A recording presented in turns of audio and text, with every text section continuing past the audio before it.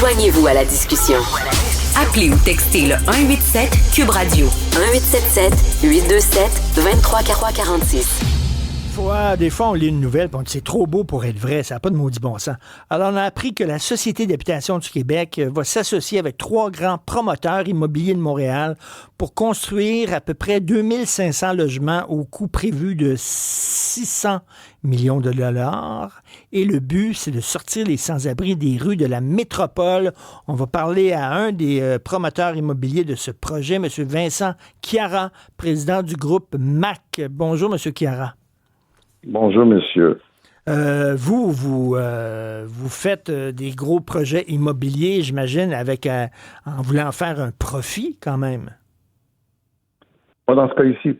Pas dans ce cas-ci, c'est pas le but. Non, c'est ça. C'est vraiment, pourquoi soudainement ça vous a touché et vous avez embarqué dans ce projet-là pour sortir les sans-abri justement des rues?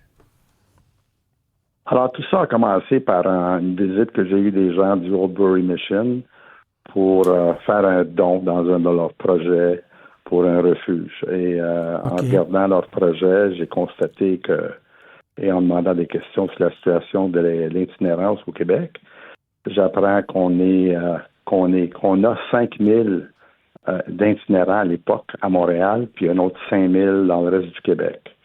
J'apprends également que ce 5 000 est rendu à 6 000 aujourd'hui, 3-4 mois plus tard, et 6 000 dans le reste du Québec. Et qu'on me propose de faire un don pour un projet de 50 unités. Évidemment, je trouve ça un peu ridicule qu'on fasse un projet de 50 unités pour régler un problème de 6 000 itinérants à Montréal. Et je leur dis qu'il faudra faire des projets un peu plus d'envergure si on veut atteindre les objectifs de régler le problème en moyen terme. Je constate aussi que le coût du projet était 900 $ le pied. Évidemment, c'est un coût incroyable quand je considère que nous, chez MAC, on construit entre 1500 et 2000 portes par année, puis si jamais le coût de construction dépasse le coût du projet, pas juste de construction, l'ensemble du projet. Je parle du coût de terrain, les soft costs, les coûts de construction. Coût total de projet, pas plus que 450 $ le pied. Fait qu'on est loin de ce que le privé peut faire. À 900 $, on réalise qu'on peut acheter des condos à Carlton. Ben oui, mais M. Caron, comment ça se fait? Ça coûte si cher construire quand ce sont des projets gouvernementaux? Je présume qu'il y a plusieurs raisons pour ça. Je suis pas un expert là-dedans, mais on réalise que à chaque fois que le gouvernement s'implique dans un projet, les coûts semblent doubler. Fait que je peux pas m'expliquer, mais je pourrais dire qu'il y a des fois des exigences qui dépassent la normalité. Question de reconvertir ou convertir des immeubles existants qu'on ne devrait pas faire, on devrait les démolir, puis construire à neuf, ça coûte moins cher que d'essayer de convertir une église ou une école en résidence. Il y a plein d'erreurs qu'on fait qui font que les coûts montent. Le fait que le monde de la construction sont au courant que c'est un projet du gouvernement, puis les prix augmentent. Ben oui, c'est comme si... la réponse, mais tout ce que je peux vous dire, c'est que dans le privé, quand on construit, ça coûte jamais plus que 450 $. C'est ça, c'est comme si eux autres se disaient, on s'en fout, money is no object, là, comme on dit, de toute façon, on va piger dans la cagnotte puis pour payer tout ça, là. Ils n'ont pas les mêmes paramètres que dans le privé où vous tentez quand même de réduire les coûts. Ça va être où ce grand projet immobilier là? Mais il n'y aura pas un grand projet. Okay. Évidemment, le but du chiffre de 2500 venait du fait que lorsqu'on m'a présenté le projet, puis j'ai demandé le nombre d'itinérants, c'était rendu à 6000. On m'a expliqué qu'il y a des itinérants qui ont besoin de plus qu'un toit. Ils ont besoin de l'accompagnement, ils ont besoin d'aide. C'est des gens qui ont des problèmes de dépendance, des gens qui ont des problèmes mentaux. Alors, j'ai demandé, dans ces 6000 personnes, quel est le nombre de personnes qui n'ont pas besoin d'aide? Des gens qui ont perdu leur logement pour des questions financières. Des gens qui avaient un logement à Verdun, à la Chine, à Côte-des-Neiges, payaient 600 par mois, puis ils ont perdu leur appartement. Pour plusieurs raisons. Ils se sont fait pousser, quelqu'un a payé plus cher, peu importe. Ils ont perdu leur logement et ils ne peuvent pas le remplacer. Et on me dit que ça représente environ 40% des sans-abri actuels. C'est des gens qui sont sans-abri pour des raisons purement économiques. OK. Et qui pourraient vivre dans un milieu normal, dans un bloc, sans avoir de l'accompagnement nécessairement, comme d'autres ont besoin. Fait que si on prend 40% du 6 000, c'est là qu'on arrive aux 2400, 2500 dont on fait allusion. Et le chiffre de 600 millions était un chiffre qu'on avait établi si on voulait régler l'ensemble des itinérants à l'époque, qui était 5 000. Et là, on avait établi que ça coûtait environ 120 000 par personne. Et ce calcul-là a été fait de façon assez facile.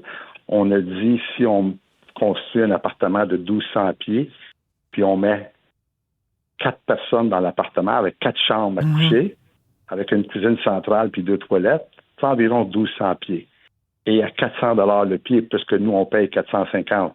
Eux n'ont pas de coût de terrain, c'est-à-dire, eux, je parle du gouvernement. Oui. Et ils n'ont pas de taxes, ils n'ont pas de TVQ, mais ça devrait coûter aux alentours de 400 $ le pied. Donc, si on fait la règle de 3, et 120 000 pour 4 personnes, c'est 480 000, donc c'est 120 000 par personne. Et si on a 5 000 personnes qu'on veut régler l'ensemble du problème à l'époque, dont on a réalisé qu'on ne pouvait pas faire, c'est ça, on est allé chercher le chiffre de 600 millions. Mais si on en fait la moitié, 2500, mais le coût sera environ 300 millions. Qui va être propriétaire de ces logements-là? Est-ce que les locataires vont payer un loyer ou c'est un loyer symbolique? Alors, ce qu'on propose, et une partie du problème, c'est lorsqu'on définit le mot loyer abordable. Oui. Pas vrai que c'est 1500 $ qui est un loyer abordable.